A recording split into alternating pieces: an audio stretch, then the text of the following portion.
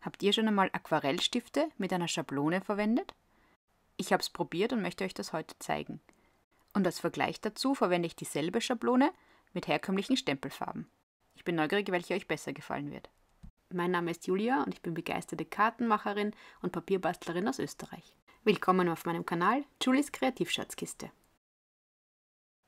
Ich verwende heute, wie gesagt, Aquarellstifte mit einer Schablone.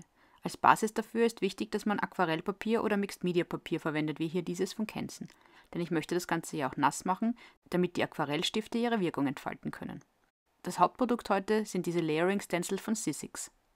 Da gibt es 4 Schablonenebenen, die gemeinsam ein wunderschönes Pfingstrosenbild erzeugen. Da die Schablonen ein quadratisches Format von ungefähr 15 x 15 cm haben, mache ich auch mein Papier 15 cm breit.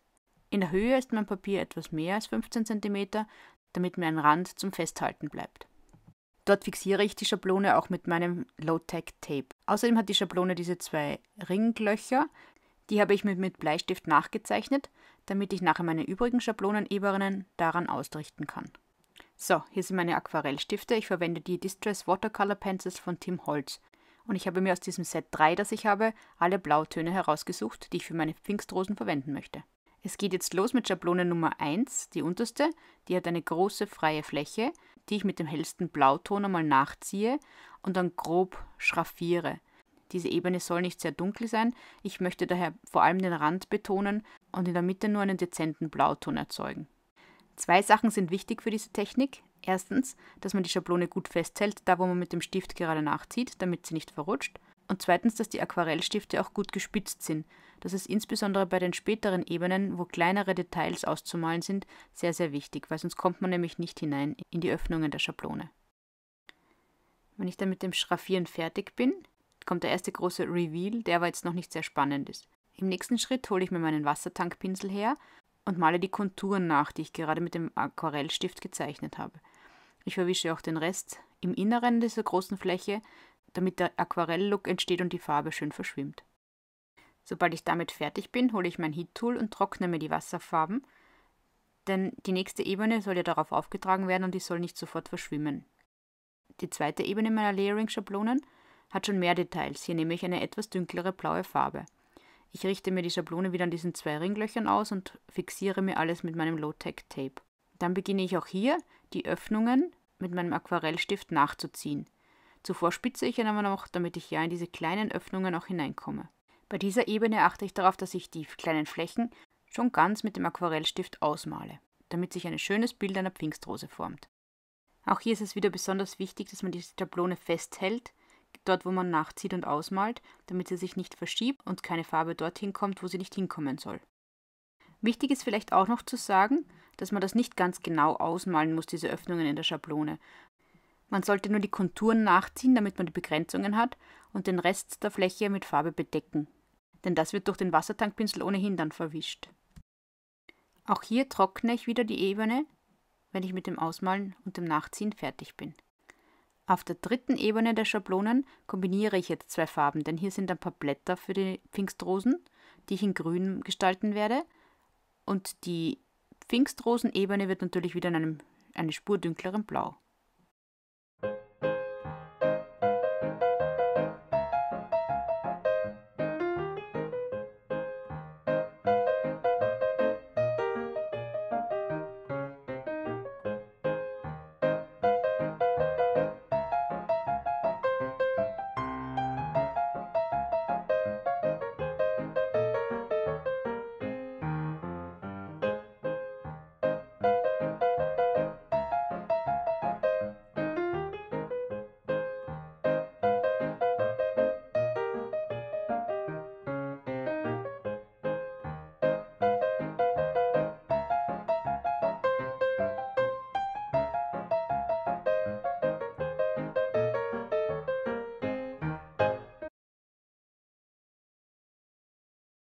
Unser Bild nimmt schon Formen an.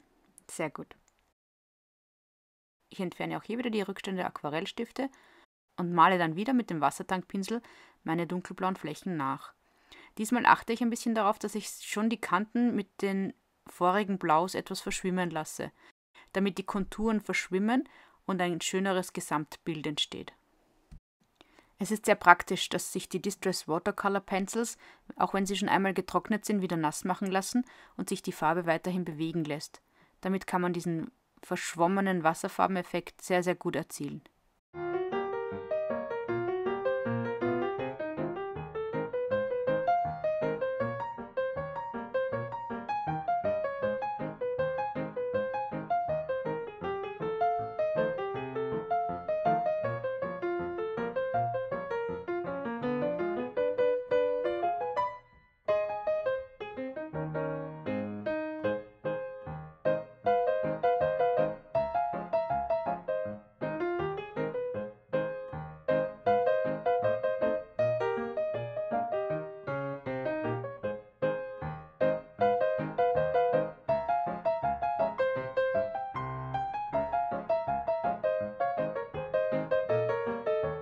Schaut doch schon richtig schön aus, oder?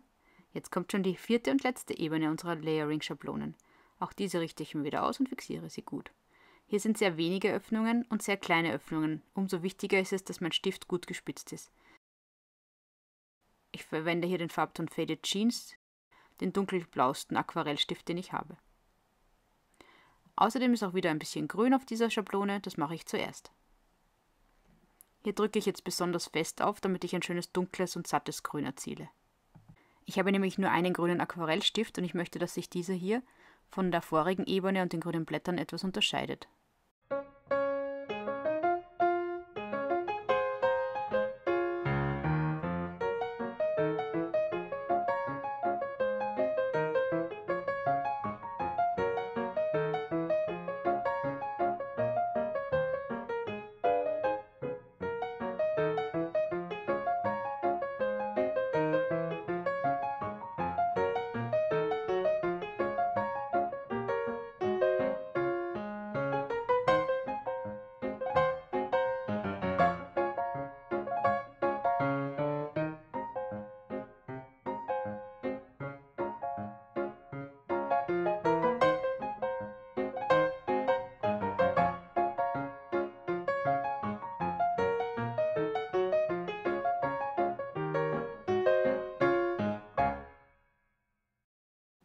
Mit meinem Wassertankpinsel male ich hier auch wieder nicht nur die Flächen aus, die ich gerade mit dem Aquarellstift gezeichnet habe, sondern ich achte auch darauf, dass ich die Konturen zu den anderen Flächen mit anfeuchte, damit die Blautöne ineinander verschwimmen und eine schöne Pfingstrose daraus entsteht.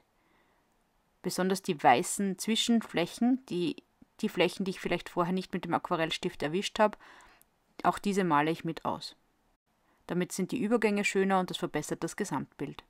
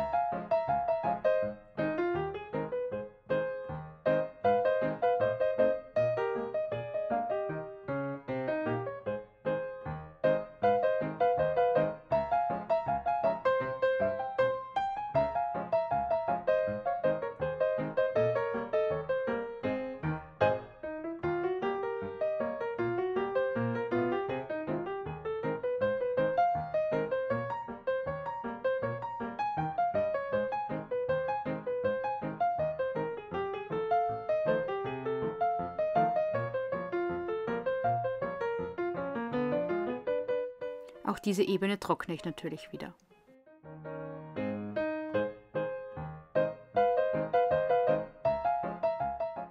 Obwohl jetzt mein Bild eigentlich fertig wäre, habe ich mir gedacht, ich möchte doch noch ein bisschen mehr Wasserfarbeneffekt hineinbringen.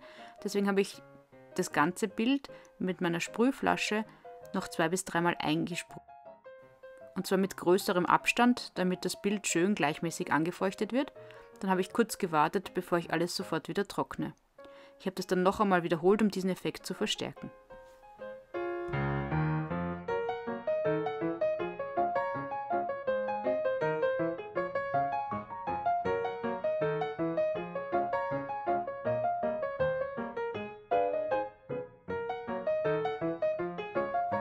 Um jetzt eine Karte mit meinem Panel zu gestalten, habe ich mir dieses Quadrat zugeschnitten auf ein Format von 14 cm x 14 cm, denn meine finale Karte hat ein Maß von 14,5 x 14,5 und ich möchte auch noch eine dunkle Mattierungsebene dazwischen kleben. Da meine Mattierungsebene aus einem texturierten und glänzenden Papier ist, habe ich nicht nur meinen Kleberoller verwendet, sondern sicherheitshalber so ein stark klebendes Klebeband ebenfalls zur Hilfe geholt. Das fixiere ich dann auf meiner Blankokarte. Und genau so habe ich es mit meinem Pfingstrosenpanel gemacht.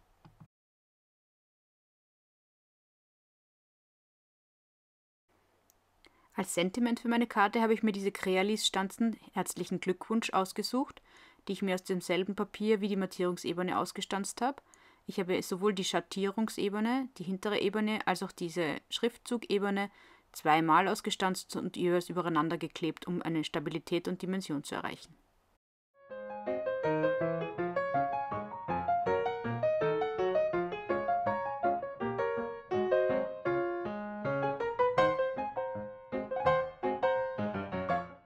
Damit sind wir schon fast fertig mit unserer Karte. Als finale Dekoration habe ich mir noch so ein paar blaue Sequins von Spellbinders aus dem Adventkalender 2023 hergeholt und diese auf meiner Karte platziert. Ich bin wirklich begeistert, wie schön diese Karte geworden ist. Aber damit wir einen Vergleich haben, wie diese Schablone mit herkömmlichen Stempelfarben aussehen würde, machen wir auch diese Karte jetzt noch gemeinsam. Diesmal verwende ich normalen Zeichenkarton, da sich hier die Stempelfarben besser verblenden lassen. In Aquarellpapier würde sich die Tinte zu sehr einziehen. Ich fange wieder mit meiner ersten Schablone an und ich verwende jetzt Distress Oxides für meine Pfingstrosen.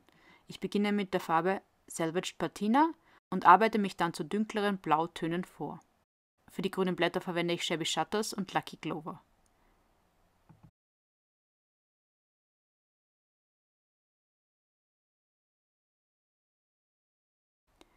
Und schon geht's zur zweiten Ebene, für die ich Salty Ocean verwendet habe. Wundert euch bitte nicht, dass hier schon Farbe auf meinen Schablonen drauf ist. Ich habe das Ganze zweimal machen müssen, da ich beim ersten Mal am Schluss drauf gekommen bin, dass die Schablone meiner allerersten Ebene seitenverkehrt war. Ich habe mich ziemlich geärgert. Ist euch das auch schon mal passiert? Ich liebe ja diese Momente, wenn man die Schablone aufhebt und einen Fortschritt in seinem Bild erkennen kann. Jedes Mal wieder toll. Jetzt kommt schon die Ebene Nummer 3. Wie auch zuvor bei den Aquarellstiften beginne ich hier mit den Blättern. Ich verwende Shabby Shutters und einen Mini-Blending Brush, damit ich hier besser in die einzelnen Öffnungen hineinkomme, aber auch nicht so sehr das Blau von der restlichen Schablone mit erwische.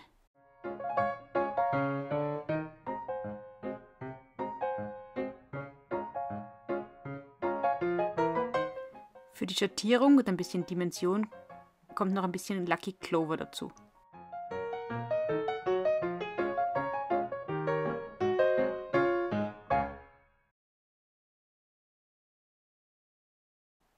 Die nächste Schicht der Pfingstrose wird in Peacock Feathers geblendet.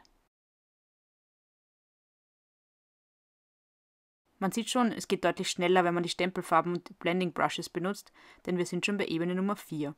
Hier beginne ich wieder mit den grünen Blättern und Lucky Clover. Den krönenden Abschluss meiner Stempelfarben bildet jetzt Mermaid Lagoon, mit dem ich die letzte Ebene blende.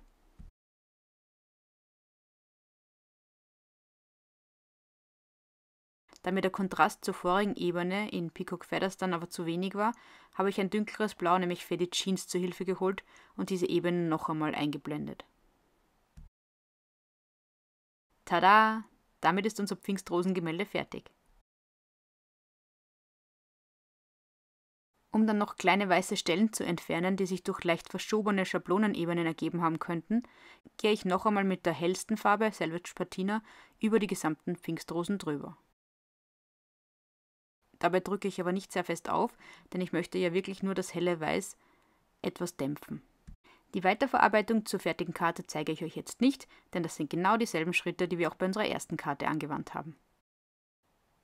Mit den Sequins vom Spellbinders Adventkalender ist auch unsere zweite Karte dann schon fertig. Das sind jetzt also unsere zwei Karten, die mit demselben Produkt, den C6 Layering Schablonen, hergestellt wurden, aber auf zwei verschiedene Arten. Welche gefällt euch besser? Sagt es mir in den Kommentaren, ich bin neugierig. Ich hoffe, dass das Video und die Karten euch gefallen haben und würde mich sehr freuen, wenn ihr mir ein Like da lasst oder vielleicht sogar meinen Kanal abonniert. Servus, bis zum nächsten Mal.